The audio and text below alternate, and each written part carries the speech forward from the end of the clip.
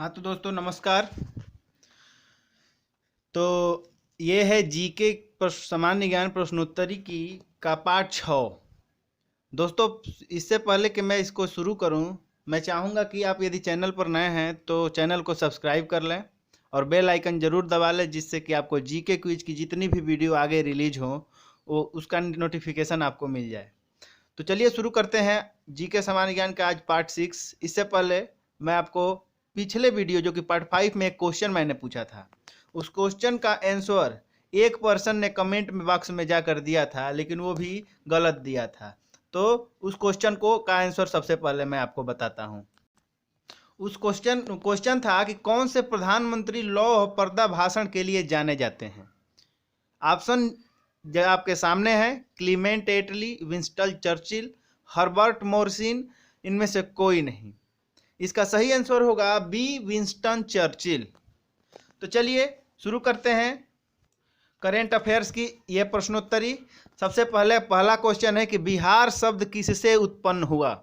Option A है बौद्ध मठ, ऑप्शन बी है जंगल, ऑप्शन सी है मंदिर और ऑप्शन डी है प्राचीन राज्य। चलिए इसका सही आंसर दीजिए। इसका सही आंसर है बौद्ध मठ। बौद्ध मठ को बौद्ध विहार भी कहा जाता था, जिससे बिहार शब्द की उत्पत्ति हुई।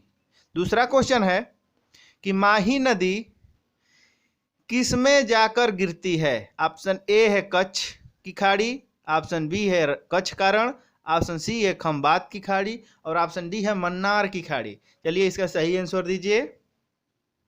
इसका सही आंसर होगा सी, खंबात की खाड़ी। माही नदी मध्य प्रदेश में विंध्य पर्वत श्रृंखला से निकलती है। यह मध्य प्रदेश, राजस्थान और गुजरात में बहने के बाद खंबात की खाड़ी में गिरकर अरब सागर में मिल जाती है। माही नदी की कुल लंबाई 580 किलोमीटर है। चलिए शुरू करते हैं अगला। निम्नलिखित में से कौन सा राष्ट्रीय उद्यान उत्तर प्रदेश में है। ऑप्शन ए है मानस राष्ट्रीय उद्यान, ऑप्शन बी दुधवा राष्ट्रीय उद्यान, ऑप्शन सी कुंभलगढ़ वन्य जीव अभ्यारण्य और ऑप्शन डी मरुभूमि राष्ट्रीय उद्यान। दोस्तों इस क्वेश्चन का आंसर मैं आपको नहीं बताऊंगा। इस क्वेश्चन का आंसर आपको खुद बताना है कमेंट बॉक्स में जाकर। इस क्वेश्चन का आंसर कल के वीडियो में, मतलब पार्ट 7 में, सॉरी अगले पार्ट में मिल जाएगा। तो अगला क्वेश्चन है कि शहतूत साल की गुणवत्ता और मांग के कारण कौन सी प्रजाति खतरे में आ गई है। ऑप्शन ए है ब्लैक बक, ऑप्शन बी चीरू, ऑप्शन सी उपयुक्त दोनों, ऑप्शन डी इनमें से कोई नहीं। इसका आंसर आपको दिखाई दे रहा होगा। इसका आंसर होगा बी, चीरू। शहतूत की साल गुणवत्ता और मांग के कारण चीरू प्रजाति खतरे में आ गई है।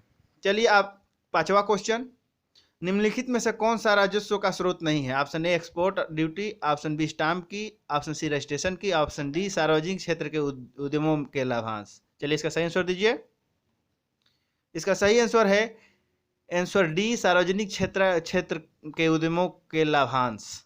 चलिए अगला क्वेश्चन है, पहले इसको जान लेते हैं। सार्वजनिक क्षेत्र में उद्योगों का लाभ पर राजस्व का स्रोत नहीं है। 6वां नंबर क्वेश्चन है कि केंद्रीय आर्थिक खुफिया ब्यूरो की स्थापना कब हुई।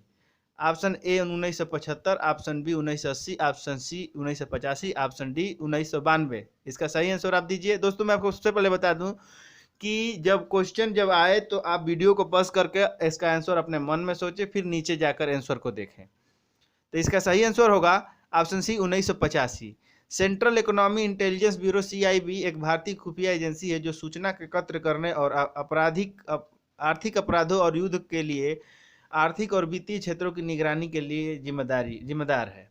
7वां क्वेश्चन है कि निम्नलिखित में महायान बौद्ध पंथ के अनुसार कौन से भविष्य के बुद्ध हैं। Option A Kurukuchand, option B Amitabh, option C Maitreya, option D Kanak Muni. इसका सही आंसर दीजिए। इसका सही आंसर है सी, मैत्रेय। महायान बौद्ध पंथ के अनुसार मैत्रेय भविष्य के बुद्ध हैं। जब विश्व के लोग भारत को भूल चुके होंगे तो मैत्रेय बुद्ध लोगों को धर्म की शिक्षा देंगे। 8वां क्वेश्चन है कि मामल्लपुरम का वराह मंदिर किसने बनवाया था। सिंह विष्णु, महेंद्र वर्मन प्रथम, नरसिंह वर्मन प्रथम और डी है आदित्य प्रथम। चलिए इसका सही आंसर दीजिए। इसका सही आंसर है ए सिंह विष्णु।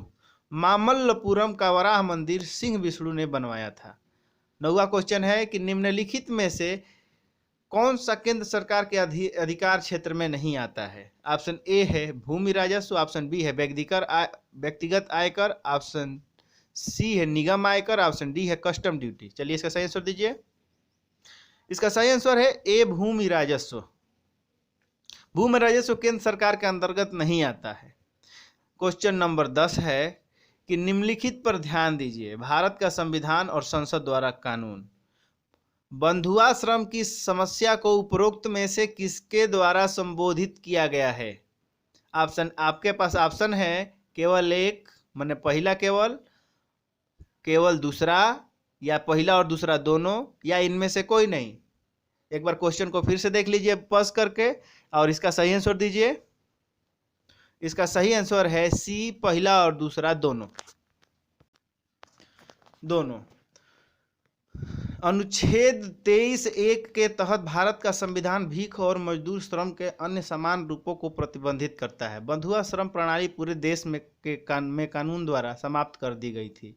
WEF 25 अक्टूबर मतलब WEF 25 अक्टूबर 1975 से बंधुआ श्रम प्रणाली उन्मूलन अध्यादेश के तहत, जिसे बांडेड लेबर सिस्टम उन्मूलन अधिनियम 1976 द्वारा प्रतिस्थापित किया गया था। चलिए 11वें क्वेश्चन की तरफ चलते हैं। 11वां क्वेश्चन है कि VA स्मिथ ने किस भारतीय राजा को भारत का नेपोलियन कहा है?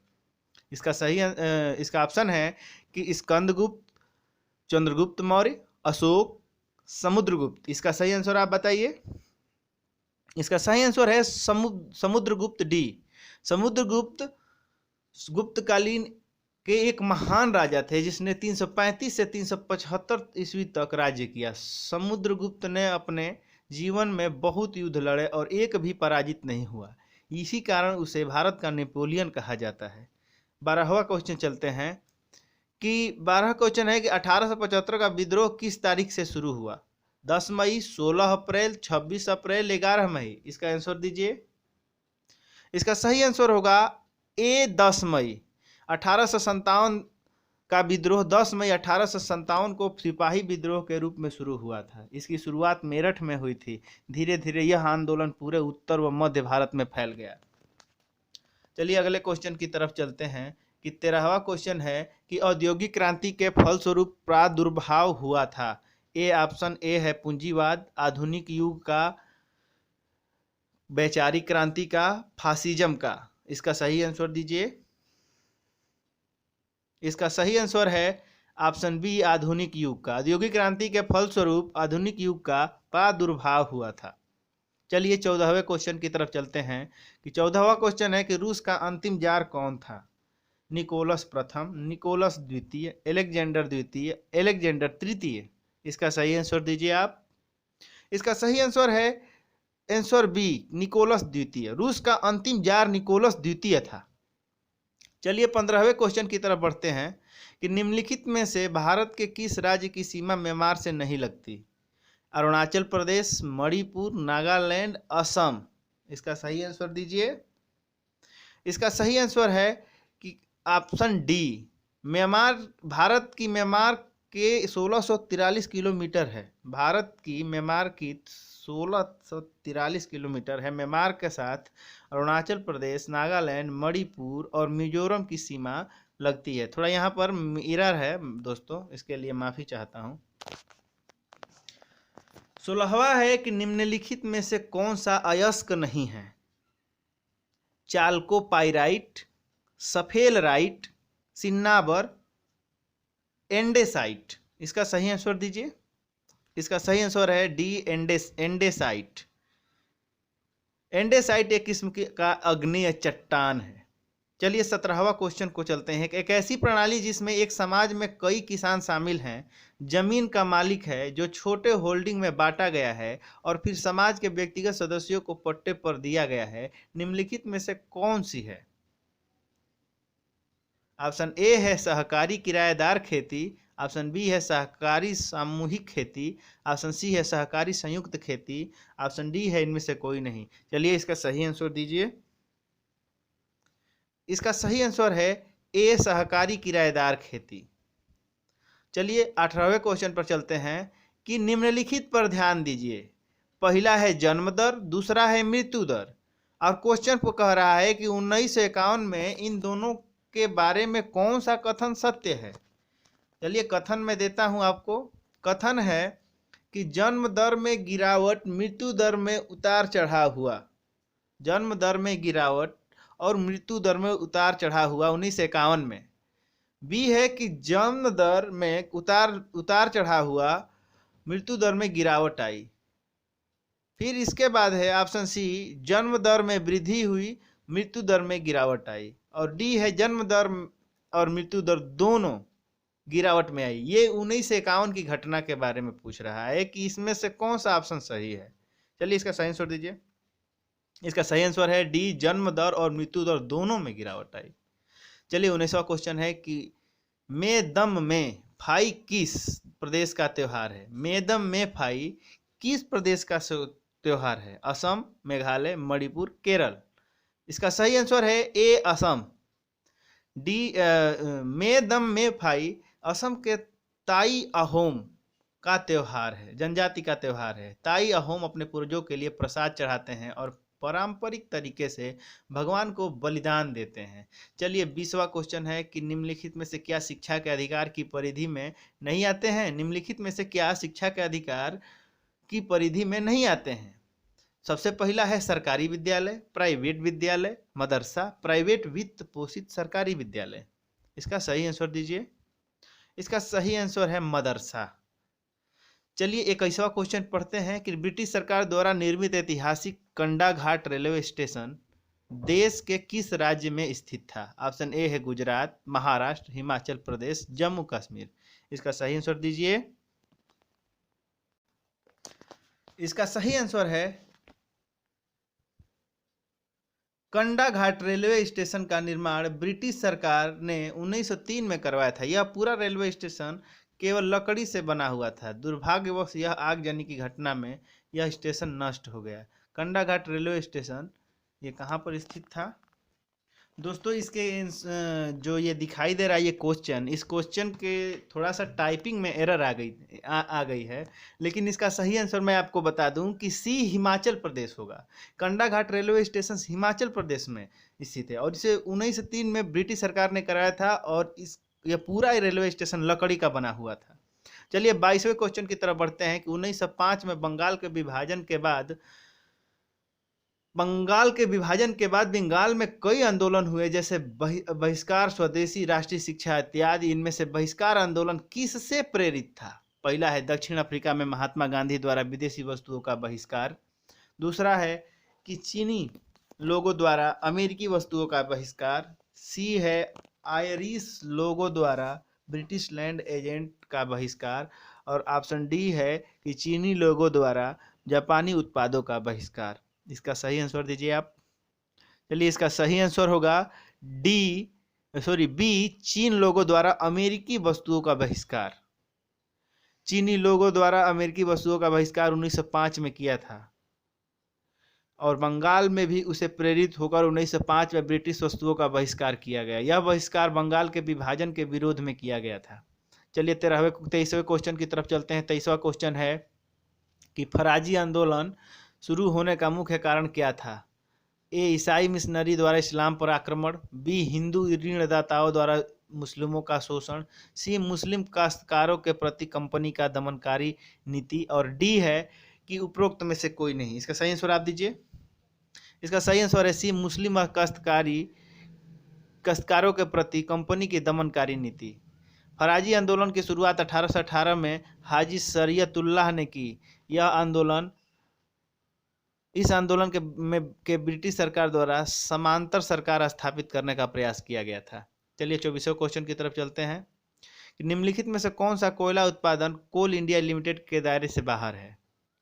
ए है दक्षिण पूर्वी कोलफील्ड बिलासपुर। बी है भारतीय कोकिंग कोल धनबाद। सी है महानदी कोलफील्ड संबलपुर। और डी है सिंगरानी कोयलरीज लिमिटेड तेलंगाना। इसका सही आंसर दीजिए। इसका सही आंसर है डी, संगरानी कोयलरीज कंपनी तेलंगाना। कोल इंडिया लिमिटेड सरकारी कोयला खनन कंपनी है। इसकी स्थापना 1975 में की गई थी। इसका मुख्यालय कलकत्ता में स्थित है। चलिए आगे पढ़ते हैं कि कोल इंडिया लिमिटेड सरकारी कोयला खनन कंपनी है। इसकी स्थापना उसी 1975 में की गई थी। इसका मुख्यालय कलकत्ता में है। ये हमने पढ़ लिया है। 25वां है कि वाणिज्यवाद शब्द का प्रयोग सर्वप्रथम किस पुस्तक में किया गया था? ए है a treatise on political economy, B है द प्रिंस, ऑप्शन सी है essays on East India trade, D है द वेल्थ ऑफ नेशंस। चलिए इसका सही आंसर दीजिए। इसका सही आंसर है D, the wealth of nation. वाणिज्यवाद शब्द का प्रयोग सर्वप्रथम द वेल्थ ऑफ नेशन नामक पुस्तक में किया गया था। 26वां क्वेश्चन है कि सामाजिक संविदा का लेखक कौन है? लुई 16वां, वाल्टेयर, रूसो, गैलीलियो। इसका सही आंसर दीजिए। इसका सही आंसर है रूसो, सी रूसो। सामाजिक संविदा का लेखक रूसो है। भारत में नवरत्न श्रेणी का शुरुआत कब हुआ था? 1995, 1996, 1997, 1999। इसका सही आंसर दीजिए। इसका सही आंसर होगा सी, 1997। 1997 में 9 कंपनियों को नवरत्न कंपनी घोषित किया गया था। आज 23 नवरत्न कंपनियां हैं। 28वां क्वेश्चन है कि प्रगतिशील कर के बारे में कौन सा कथन सही है? ऑप्शन ए है राष्ट्रीय आय बढ़ने के साथ आयकर वृद्धि से पैदावार बढ़ जाती है। ऑप्शन बी है राष्ट्रीय आय बढ़ने के साथ आयकर वृद्धि से पैदावार घट जाती है। ऑप्शन सी आयकर से पैदावार राष्ट्रीय आय में वृद्धि के रूप में परिवर्तित नहीं होती है। और ऑप्शन डी है कि आयकर से पैदावार राष्ट्रीय आय बढ़ने के साथ बढ़ सकती है या घट सकती है। ऑप्शन इसका आंसर दीजिए। इसका सही आंसर होगा राष्ट्रीय आय बढ़ने के साथ आयकर वृद्धि में पैदावार बढ़ जाती है। प्रगतिशील वह कर है जो कर आधार की तुलना में तेजी से बढ़ता है। इसमें राष्ट्रीय आय बढ़ने के साथ आयकर वृद्धि में पैदावार बढ़ जाती है। चलिए 29वां क्वेश्चन है कि राष्ट्रीय एकता परिषद की स्थापना कब की गई थी? ऑप्शन है 1955, 1958, 1961, 1964। चलिए इसका सही आंसर दीजिए। इसका सही आंसर होगा ऑप्शन सी, 1961। राष्ट्रीय एकता परिषद की स्थापना 1961 में देश के पहले प्रधानमंत्री पंडित जवाहरलाल नेहरू ने की। इसका अध्यक्ष भारत का प्रधानमंत्री होता है। चलिए अगले क्वेश्चन की तरफ चलते हैं। क्वेश्चन है 30 नंबर कि 1956 में बलवंत राय मेहता आयोग का उद्देश्य क्या था? ए लोकतांत्रिक विकेंद्रीकरण के उपायों का सुझाव देना, बी ग्राम पंचायतों के कामकाजों की रिपोर्टिंग, सी सामुदायिक विकास परियोजनाओं के कार्यान्वयन में बेहतर दक्षता के उपायों का सुझाव देना, और डी नई पंचायत मशीनरी की स्थापना की व्यवहार्यता की जांच करना। अगला इसका आंसर दीजिए आप। इसका आंसर होगा सी, सामुदायिक विकास परियोजनाओं के कार्यान्वयन में बेहतर दक्षता के उपायों का सुझाव देना।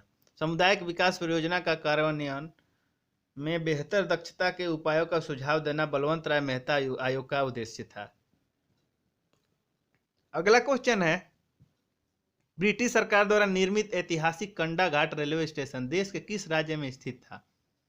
ये आपको बताया गया था अभी जस्ट हिमाचल प्रदेश, पीछे वाले क्वेश्चन में ये दोहरा दिया गया। चलिए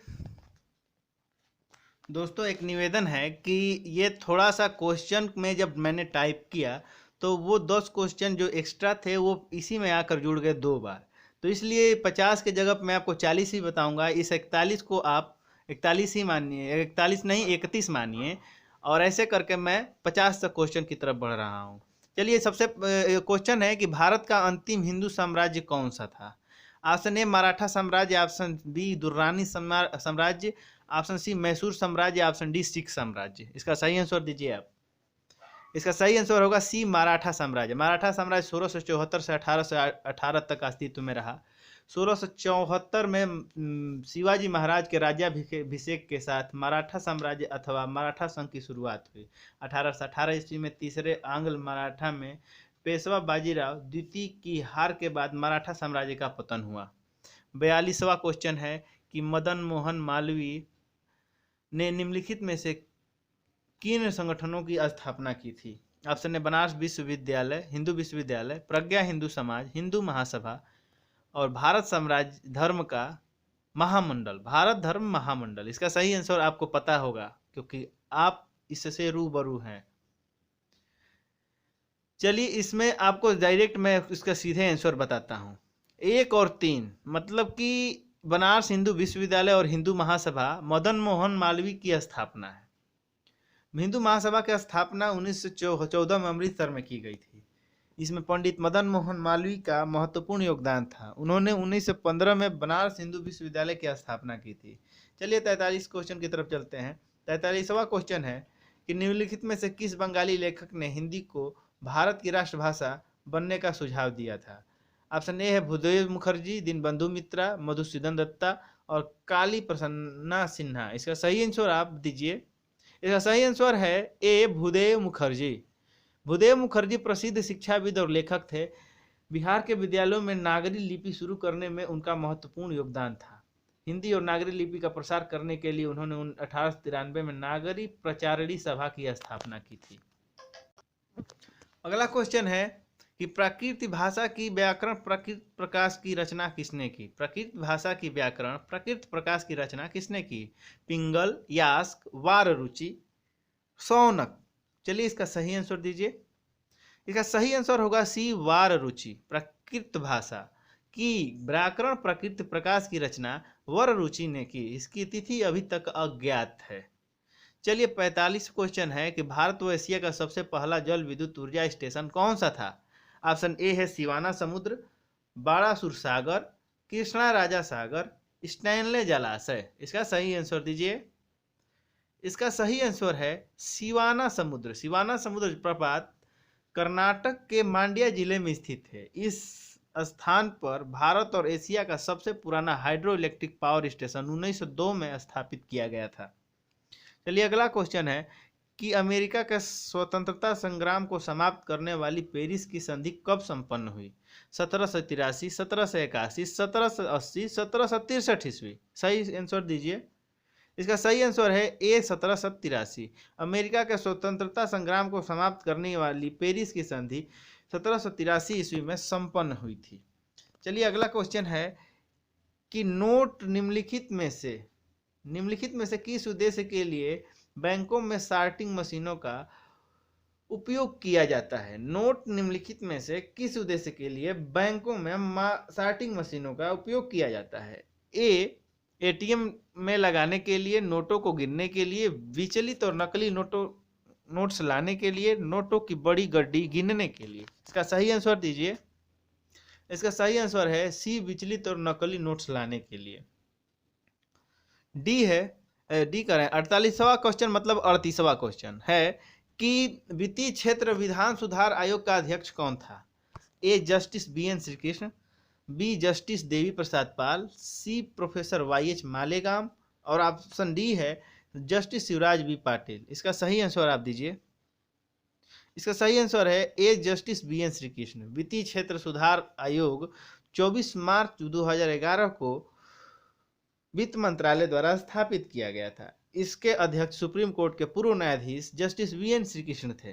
चलिए अगले क्वेश्चन की तरफ बढ़ते हैं। अगला क्वेश्चन है कि 49 मतलब 39 लोकसभा के पहले स्पीकर कौन थे? गणेश वासुदेव मालवंकर, MA आयंगर, सरदार हुकुम सिंह, N संजीव रेड्डी। चलिए इसका सही आंसर दीजिए। इसका सही आंसर होगा गणेश वासुदेव मालवंकर। लास्ट क्वेश्चन है कि संविधान की 8वीं अनुसूची में कितनी भाषाएं हैं? 17, 19, 21, 22। इसका सही आंसर होगा डी 22। संविधान की 8वीं अनुसूची में निम्नलिखित भाषाएं हैं। भाषाओं को आप जानिए। 22 भाषाओं में कौन कौन सी भाषा है? याद करिए, इसको नोट कीजिए।